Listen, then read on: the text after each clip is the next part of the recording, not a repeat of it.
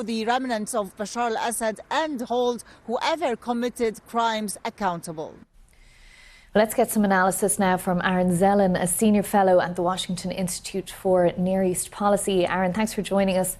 Was something like this inevitable, that there would be no place in the new Syria for Assad supporters?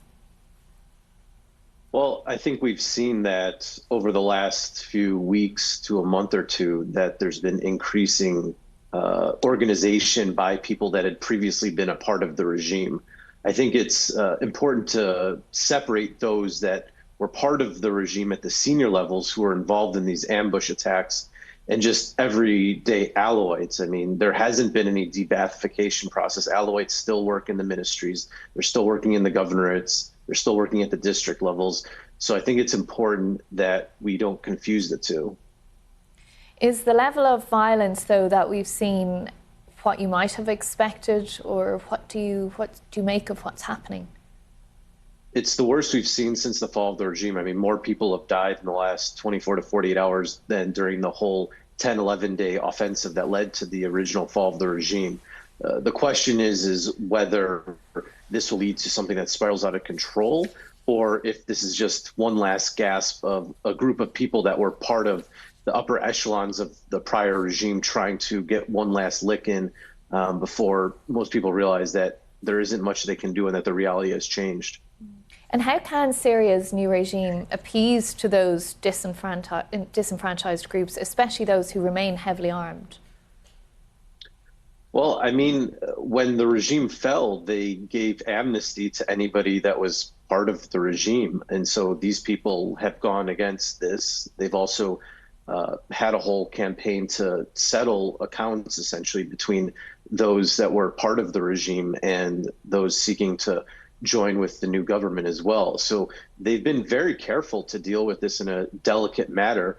But the fact is that although many of the people that were killed in the last 24 hours or so were remnants of the regime, civilians were killed as well, and therefore that will no doubt inflame things too.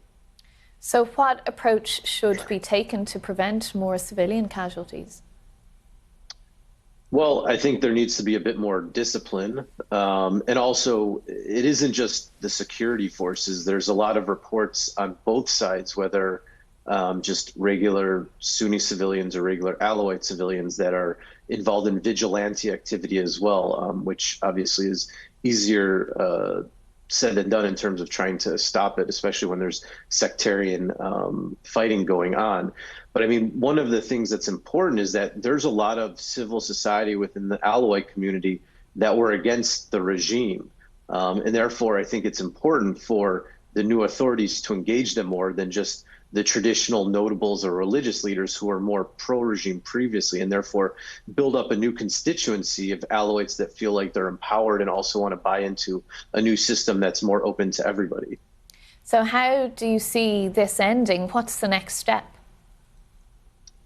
I mean, it's hard to say. I think a lot of it will depend on if there are remnants of the regime that continue to try and conduct these insurgent-style ambush attacks against the new security forces. If they continue to do it, there will be a continued back and forth.